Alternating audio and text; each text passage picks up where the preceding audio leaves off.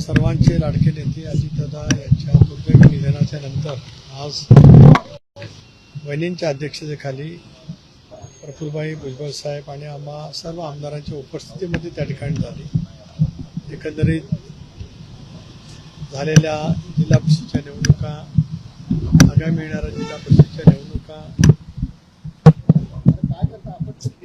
राष्ट्रवादी काँग्रेस पक्षाच्या आमदारांच्या मतदारसंघामध्ये अर्थसंकल्पामध्ये विविध करायची कामं, या सगळ्या विषयावरती सखोलपणाने त्या ठिकाणी चर्चा झाली आणि वहिनींनी अत्यंत संयमाने धीरोदात्तपणाने विधिमंडळ राष्ट्रवादी काँग्रेस पक्षाच्या आमदारांना मार्गदर्शन करत असताना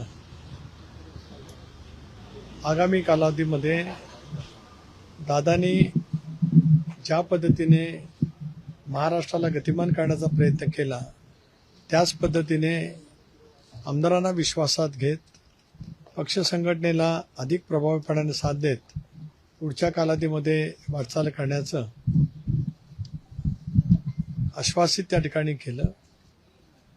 प्रत्येक आमदारांच्या मनामध्ये एक आत्मविश्वास त्या निमित्ताने निर्माण झाला की ज्या पद्धतीने गेले 2-3 दिवस प्रशासकीय कामाची चुणूक वहिनींनी आपल्या पुण्याच्या बैठकीमध्ये असेल, बारामतीचा जनता दरबार असेल, राष्ट्रवादी काँग्रेस पक्षाचे निर्वाचित झालेले जिल्हा परिषद पंचायत समितीचे सदस्य असतील, या निमित्ताने त्या ठिकाणी दाखवलेली होतीच। त्यामुळे त्याच विश्वासाने दादा ज्या पद्धतीने या साऱ्या बाबी हाताळत होते तशाच पद्धतीने त्या समर्थपणाने हाताळतील असा विश्वास त्या ठिकाणी आम्ही निश्चितपणाने व्यक्त केला। 23 तारखेला शोकसभा आहे, 26 तारखेला राष्ट्रवादी काँग्रेस पक्षाच्या राष्ट्रीय अध्यक्षपदाची निवडसुद्धा करण्याचा आम्ही त्या ठिकाणी निश्चित केलेला आहे। त्या दृष्टिकोनातून आम्ही 26 तारखेला देशांतील आमचे काही प्रतिनिधी, राज्यांतील आमचे विधानसभा, विधान परिषद, लोकसभा, राज्यसभा प्रतिनिधी, अधिक पक्षाचे प्रमुख नेते उपस्थित राहून त्या संदर्भातली जी प्रक्रिया आहे पक्षाच्या घटनेनुसार ती त्या ठिकाणी पार पाडली जाईल। ही बैठक दिल्लीत होणार आहे की मुंबईत होणार? राष्ट्रीय कार्यकारिणीची जी बैठक राष्ट्रीय अध्यक्षासाठी बोलवणार आहे? मी आता सांगितलं की ती बैठक 26 तारखेला मुंबईत होणार आहे असं मी स्पष्ट सांगितलं। आजच्या बैठकीमध्ये तो विषयाचा अजेंडा त्या ठिकाणी नव्हता। पक्ष संघटना, दादांनी केलेलं काम, महाराष्ट्राच्या संबंध समाजकारणामध्ये त्यांनी दिलेलं योगदान, ते सावयातपणाने पुढे ठेवण्याचं काम आपण सर्वांनी मिळून करावं, एवढी चर्चा आजच्या बैठकीमध्ये त्या ठिकाणी झाली आणि सर्वच आमदारांनी बहिणींच्या नेतृत्वावरती विश्वास दाखवत आगामी कालावधीमध्ये पक्ष संघटना मजबूत करण्याच्या कामामध्ये अधिक झोकून देऊन काम करावं असा निर्धार त्या ठिकाणी व्यक्त करण्यात आला। मंत्री नरहरी झिरवळ यांचं लाच प्रकरण, त्याबद्दल काही चर्चा झाली का? नाही, आज या विषयावरती इथे काही चर्चा झालेली नाही। ते व्यक्तिगतरित्या बहिणींची भेट घेऊन त्याच्यावरती माहिती त्या ठिकाणी देतील। मुख्यमंत्री महोदयांनी सुद्धा या बाबतीमध्ये लक्ष घातलेलं आहे, त्यामुळे त्याच्यातली जी काही चौकशी असेल ती त्यावेळेला नक्की बाहेर येईल। सर, अजित पवारांच्या मृत्यूला 20 दिवस झाले, अद्यापही प्राथमिक अहवाल जो आहे तो समोर आलेला नाहीये। या सगळ्या संदर्भात अनेक प्रश्नचिन्ह उपस्थित होताना पाहायला मिळतात। आजच दिल्लीमध्ये काही माध्यमांकडून बातम्या आल्या की अजित पवारांच्या विमानातला ब्लॅक बॉक्स जो आहे तो जळालेला आहे, त्यामुळे त्यातला डेटा रिकव्हरी जो आहे तो होऊ शकत नाहीये आपल्या देशात, तर दुसऱ्या परदेशात तो ब्लॅक बॉक्स डेटा रिकव्हर करण्यासाठी पाठवण्यात येणार अशी माहिती जी आहे केंद्रीय हवाई उड्डाण मंत्र्यांनी दिली आहे। या संदर्भामध्ये सुद्धा सुरुवातीच्या दिवशी, पहिल्या दिवशी केंद्रीय मंत्री राम नायडू सुद्धा तिथे आले होते, मुरलीधर मोहोळ होते, त्यांनी त्या दिवशी चौकशीचे आदेश दिलेले आहेत।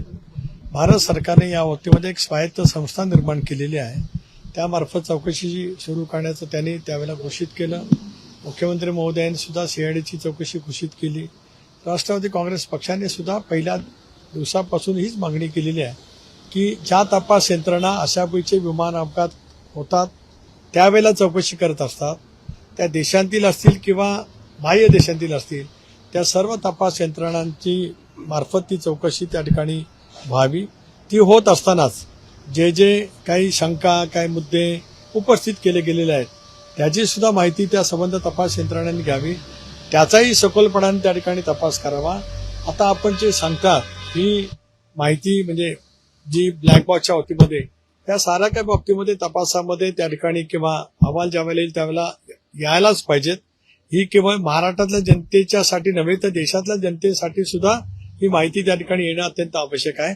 राष्ट्रवादी काँग्रेस पक्षाने ही ठरवलेलं आहे की या संदर्भामध्ये सुद्धा अधिक काय आपल्याला काय कारवाई करता येईल त्या दृष्टिकोनातून सुद्धा आम्ही रोहित पवार याच पद्धतीत रोहित पवार देखील खासगी गुप्तहेर संस्थांकडनं या सगळ्या संदर्भाची चौकशी करणार असल्याची माहिती समोर येते. रोहित पवार पत्रकार परिषद घेत आहेत बुधवारी. त्यांना पत्रकार परिषद घेण्याचा जरा एक मिनिट त्यांना पत्रकार परिषद घेण्याचा अधिकार आहे.